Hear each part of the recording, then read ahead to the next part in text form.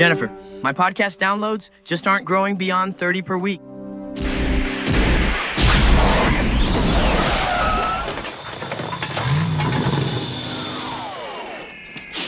We need to talk about your podcast intro. Something's got to be done about your podcast intro. Podcasting Insight. Podcasting Insight. Listeners have a low tolerance for long, drawn-out setups. Most decide whether to continue listening within the first 7 seconds.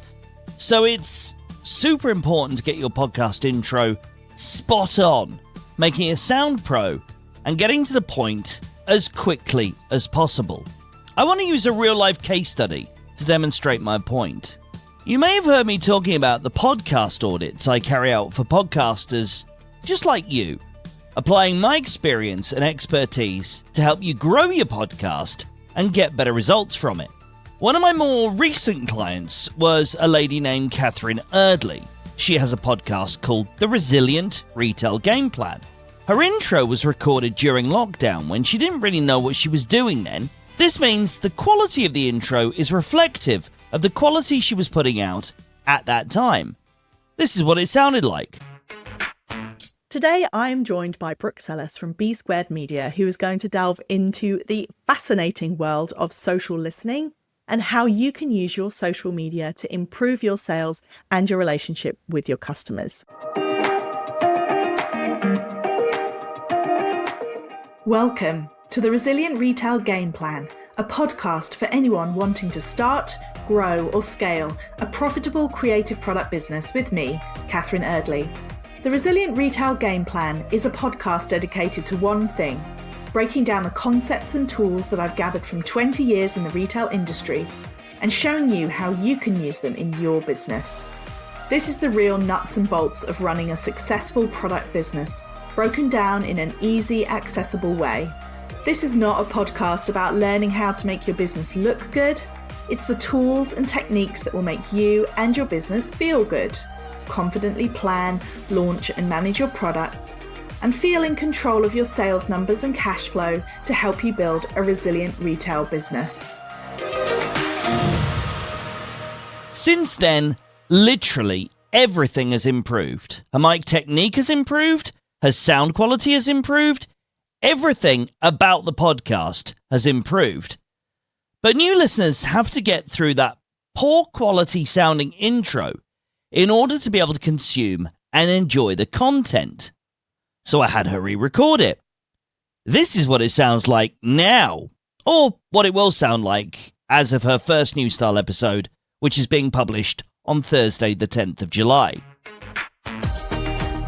Welcome to the Resilient Retail Game Plan. I'm Catherine Erdley, and in the next few minutes, you're about to get powerful real-world retail strategies from insights shared both from my guests and myself, backed up by my 25 years in the retail industry. Keep listening to learn how to grow a thriving, profitable product business. Let's jump in with this latest episode. Do you hear the difference? Which do you prefer? If you say it's the first version, there's no hope for you. Look, I don't expect you to just take my word for it when I tell you that getting your intro is important. There's been a pretty compelling study done into this by Microsoft, no less. The Microsoft Attention Span Research Report was published by Microsoft Canada's Consumer Insights team in spring 2015. It found that attention spans dropped 4% in 13 years. In 2013, the average attention span was 8 seconds. This was down from 12 seconds in the year 2000. I've added a link to this in the episode description for you to see for yourself. My point is, this was a study from 12 years ago telling us that new listeners would give us 8 seconds to prove our worth to them. But if that time had dropped by 4 seconds in 13 years, imagine how much further it might have dropped in the past 12. So technically, we could now have 4 seconds to prove ourselves to new listeners. This is why that hook is so damned important. And I get why people don't want to front load their info. It's the same mentality that led to my arguments with program directors in my radio broadcasting days. Always forward promote the songs you've got coming up, Velio. they'd say. I'd always respond with, but what if the listener hates the idea of hearing Deep Blue Something for the 100th time this week? While at total polar opposite ends of the mindset, the theory still runs true. On the radio, we needed to be vague to keep people listening and not give them a reason to tune out. But back then, we had far less choice and competition for their attention. Now the opposite is true. In podcasts, we need to give them as much information as possible to inform their decision on whether they're going to keep listening to us or watching us. Imagine this episode starting with a standard intro. You might think, new episode of Podcasting Insights with Velio. Let's hear what Neal's got for us this week. Or if you're well trained, you would say, new episode of Podcasting Insights with the Podmaster.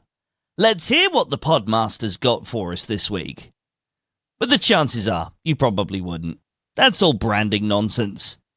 As much as you might enjoy this show, I'm aware you even hearing this means I've defeated the 5 to 10 other shows that you'll probably have in your library, on average, vying for your attention. The thing is, if you're a podcaster who knows you need to improve your intro, this episode is a no-brainer listen or watch for you based on my intro and my hook. I've got a future episode planned which will talk all about structuring using my P.L.O.T method. That is, preview, launch, offer, takeaways. But for now, let's focus on preview and launch, since these are the crucial elements for getting your intro correct.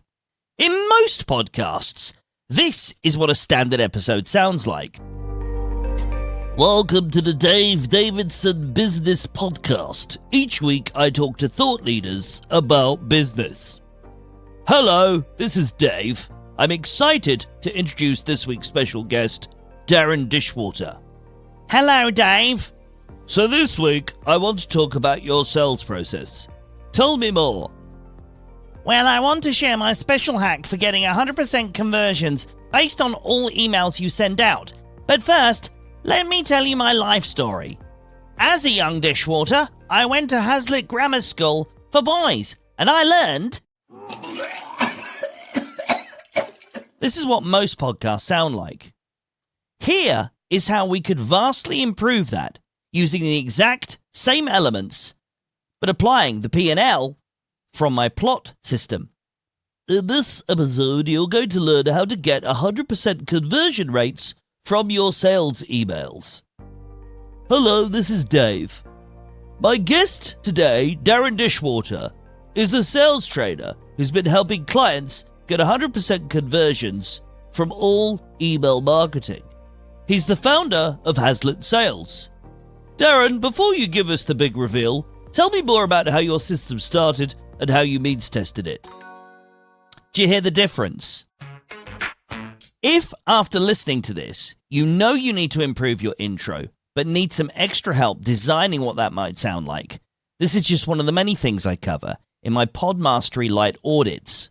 You can book yourself in for one for just £250 at podmastery.co/lite. That's podmastery.co/lite. You'll get my full analysis emailed to you, as well as a video summary in your inbox. If you're podcasting for your business and need more in-depth help, my full audits feature the written report and video summary, and also include a follow-up one-to-one call, where we'll dive in a little bit deeper to get you to the next stage of your podcast's success story. You can book yourself in for that at podmastery.co/audit. I hope you've enjoyed this episode and you found it useful. If you did, please share it with a podcasting friend who you think might also learn something new that they can apply to improve their own podcast. Thanks in advance if you decide to share this episode, follow the podcast, or leave a review, or all three. Why not? I'm super excited to catch up with you again in the next episode of Podcasting Insights.